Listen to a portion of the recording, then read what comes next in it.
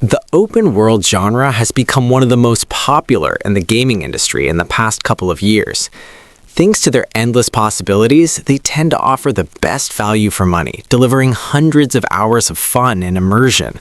However, achieving this takes more than just a good campaign and a nice setting, as you need great optional content to make your world feel deep and alive.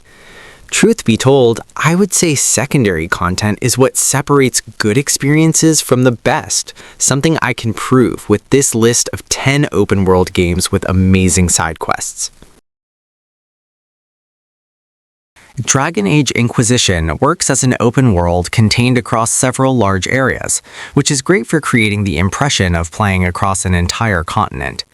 However, the experience is immersive due to the secondary objectives, through which the game allows you to manage the Inquisition as a full-fledged organization.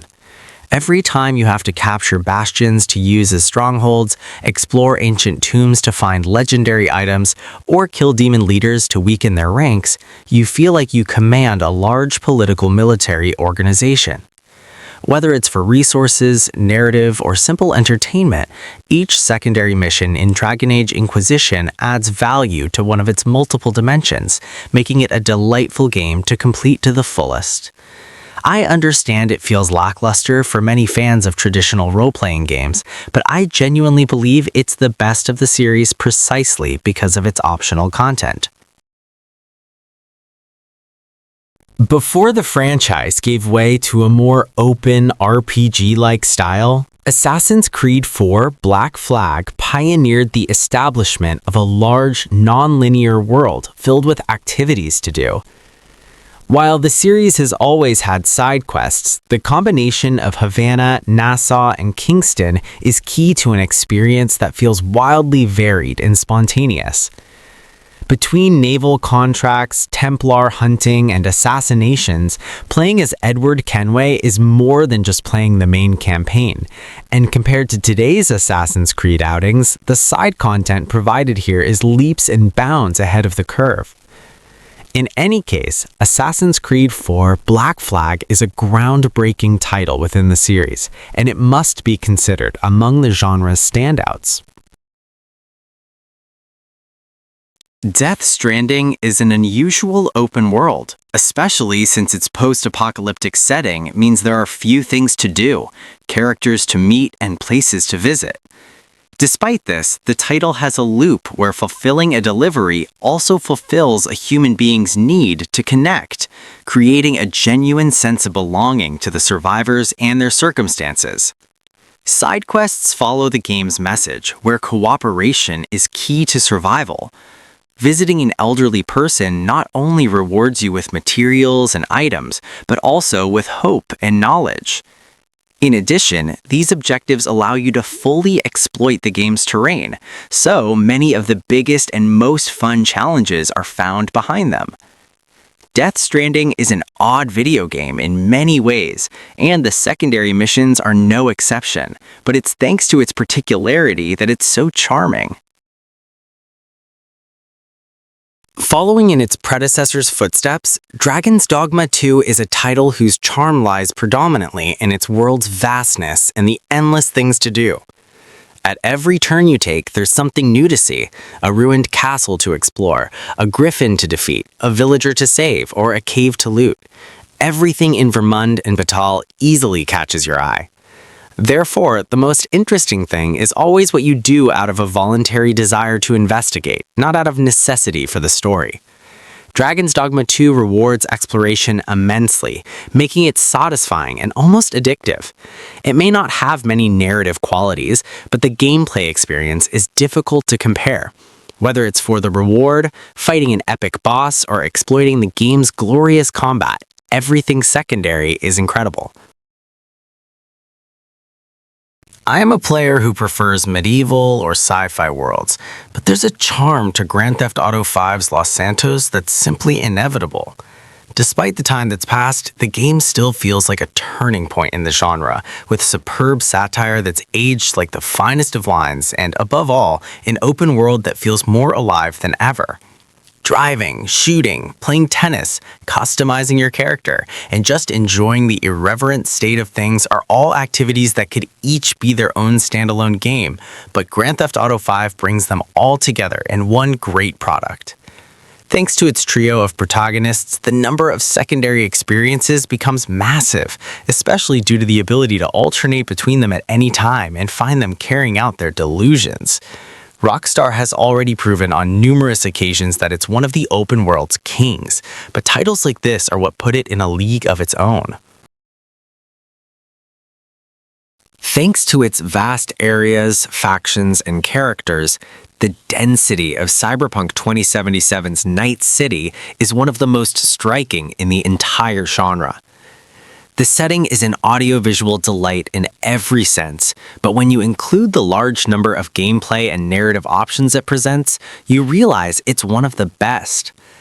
Likewise, the side quests have a great level of gameplay and narrative, taking advantage of the subgenre's nature. Each mission delves even deeper into notions such as human identity, the sense of collectivity, and the oppression of power, among others. Not to mention the missions linked to important secondary characters such as Johnny Silverhand, Panem, Judy, Carrie, or River, which are the ones that most exploit the gameplay and the story. From diving into a sunken village to learn its history to uncovering the subplot of a child kidnapper on a farm, the title's best gameplay and narrative moments are in the side quests. Despite the state of its release, Cyberpunk 2077's design and execution have always been of the highest level, something that has only been strengthened with the launch of Phantom Liberty. Regarding memorable missions that leave a mark on the player, I can only think of a few studios on the level of Obsidian Entertainment. Consequently, there are just a few examples on the level of Fallout New Vegas, the game in the franchise with the best writing, setting, and role-playing. Despite its limited gameplay, the complexity and depth with which New Vegas approaches its universe are unmatched, as the side quests do a perfect job of conveying feelings through dialogue and interactive sequences. However, the key lies in how you approach each situation uniquely, from goofy tasks to conflicts over the future of entire guilds. There are endless ways to solve them, depending on your worldview. It's huge, immersive, and packed with captivating stories that always leave you wanting to know more, so Fallout New Vegas is a must-mention on a list of this kind. The Elder Scrolls V Skyrim is among the greatest emblems of the open-world genre, as its scale and immersion are among the most outstanding in all history. It certainly suffers from aspects such as limited gameplay or an underwhelming final boss, but it's impeccable when it comes to side content. In truth, secondary missions such as Daedric quests, guilds, civil war, and other factions are even better than the main campaign, as they are small but intense moments that bring out the title's best aspect. Given the Elder Scrolls V Skyrim's size, you can spend hundreds of hours exploring it to the fullest and still have entire universes left to discover, which speaks wonders of its excellence. If there's a video game that can make you feel like the pixels on your screen have a life of their own, it's Red Dead Redemption 2. Rockstar's masterpiece is a mind-blowing demonstration of how far spontaneity can go in an open world, as it's a game polished down to the last detail that feels alive. The number of side quests is smaller than in other experiences in the genre, but also more developed. Playing Arthur Morgan is like getting a true feel of what it would be like to be an outlaw in the Old West. If you haven't experienced hunting a wolf, being robbed on your way into town, getting into a shootout with the local gang, and ending up playing poker in a saloon within 15 minutes, you haven't known the true glory yet. With perfect script and characters, naturally structured systems, and an impressive setting, the world of Red Dead Redemption 2 is one of the great wonders of modern gaming. The Witcher 3 Wild Hunt is the kind of game that changes the way you understand an entire genre once you try it. As a practically perfect RPG with a world like no other, I haven't experienced anything like the ones I got from Geralt of Rivia's last adventure. The way it links events and characters is imaginative and spontaneous, allowing immersion to take center stage at every step we take.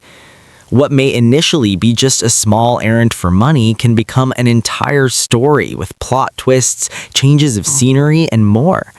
Taking your time with each side quest and then seeing its impact on your story 15 hours later in completely random places is an experience you don't get to experience twice.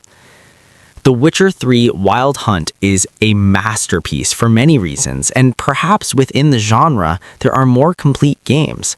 However, if we talk about side quests, there is no title on par with CD Projekt's gem.